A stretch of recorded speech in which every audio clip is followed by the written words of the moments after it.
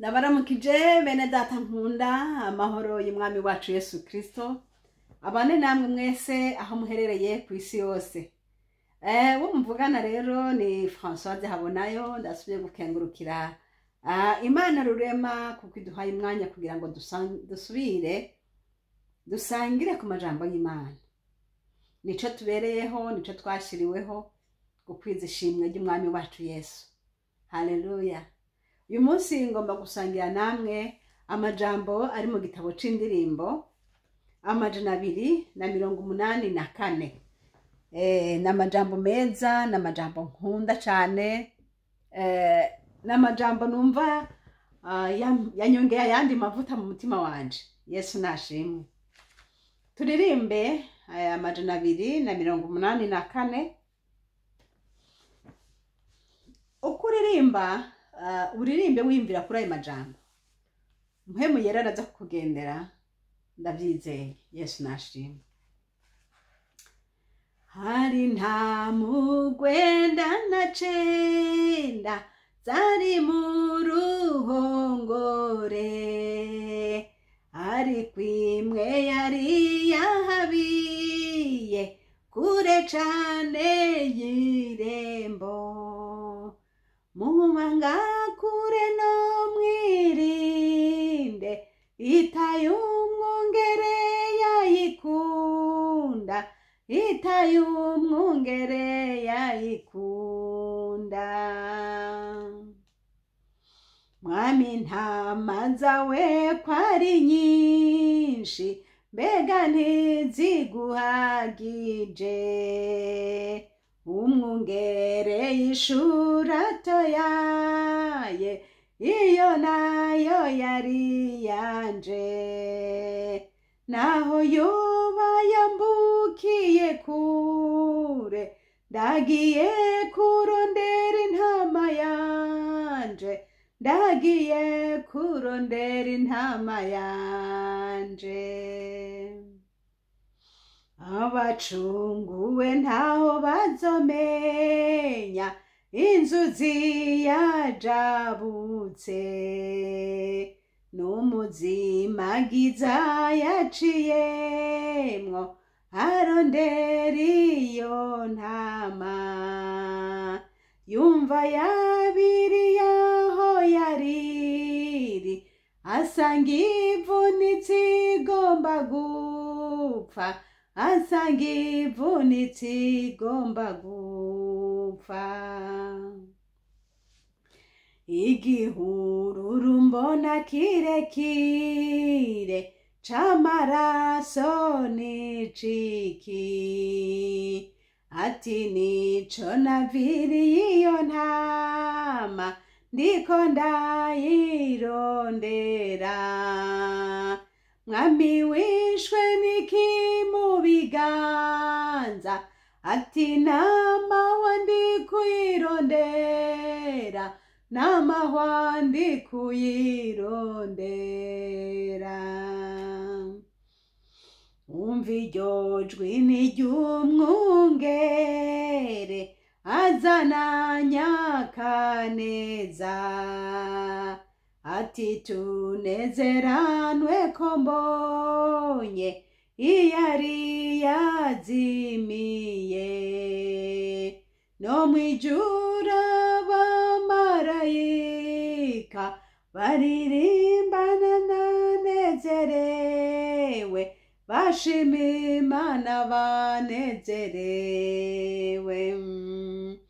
Umva iryo jwi ni ry'umwungere azana nyakaneza, ati tunezeranwe ko mbonye iyari yazimiye. No mwijuru abamarayika bashima Imana banezerewe, bashima Imana banezerewe. Haleluya. Yesu nahabwa icubahiro. Urukundo rwiwe rwinshi rwamutumye kundondera jewe nawe twari twarazimiye.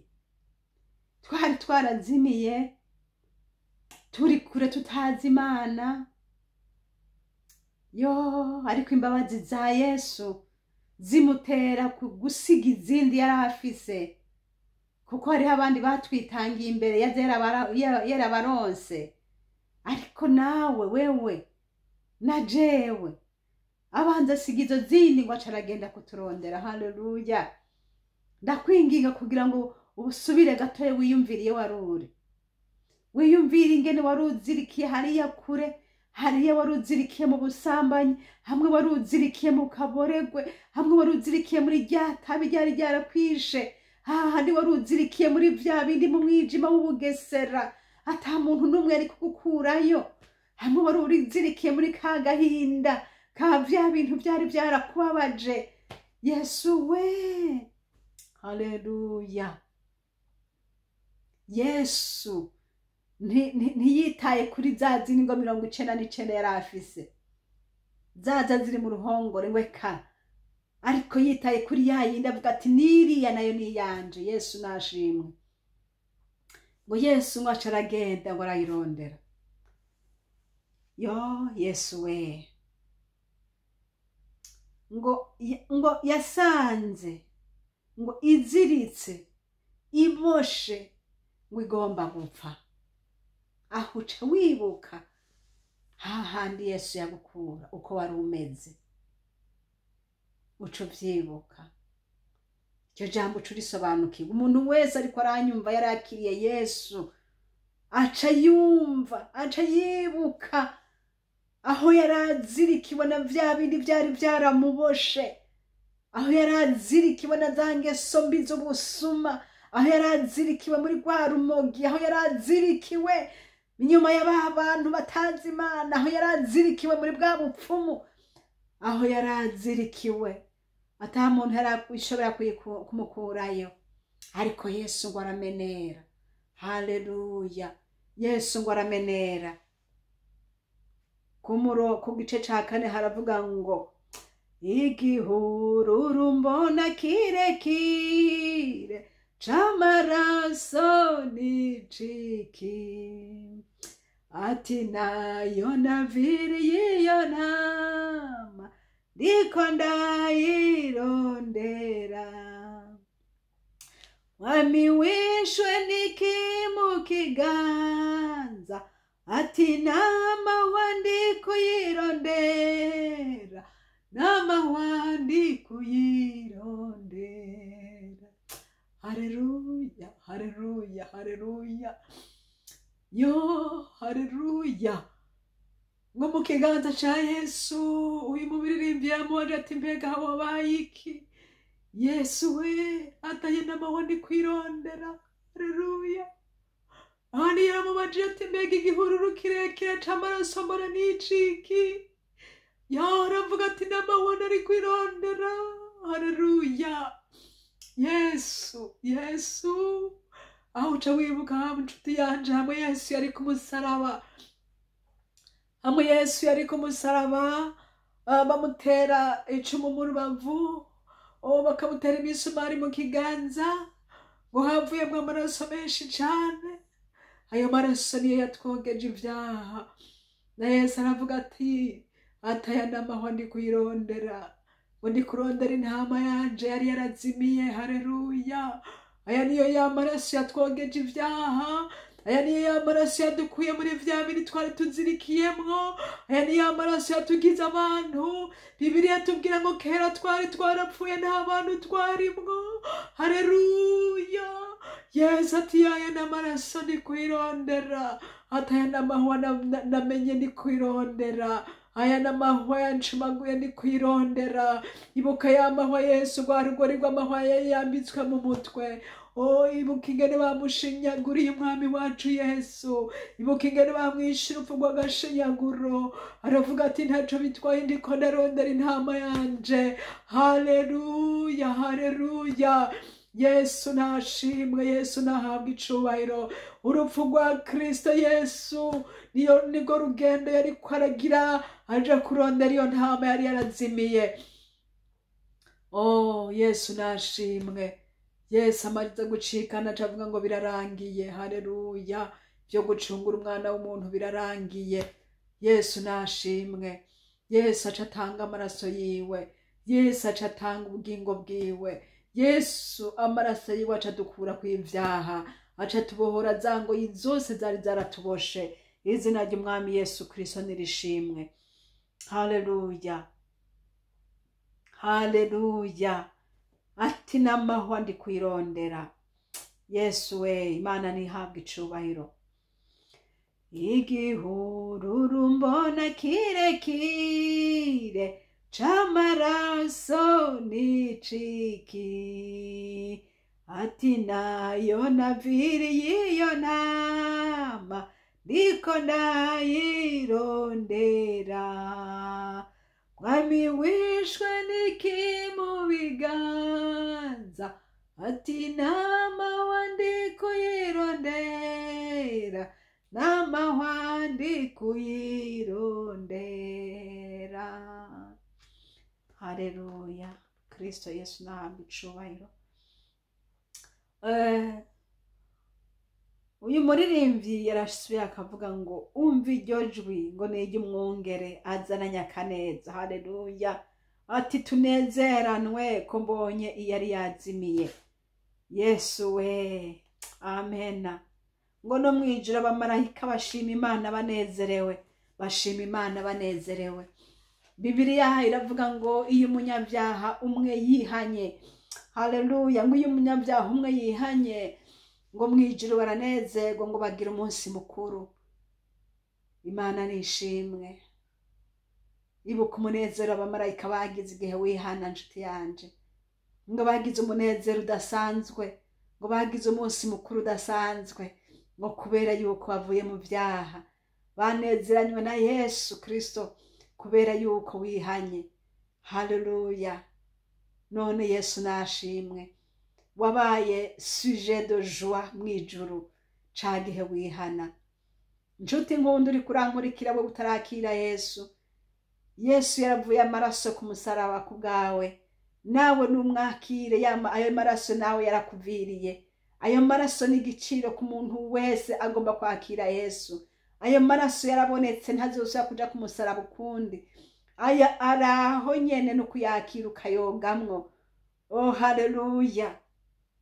Ayo twarayatumiriwe ko twese. Umuntu wese afise ibyaha naze kwa Yesu amubohore.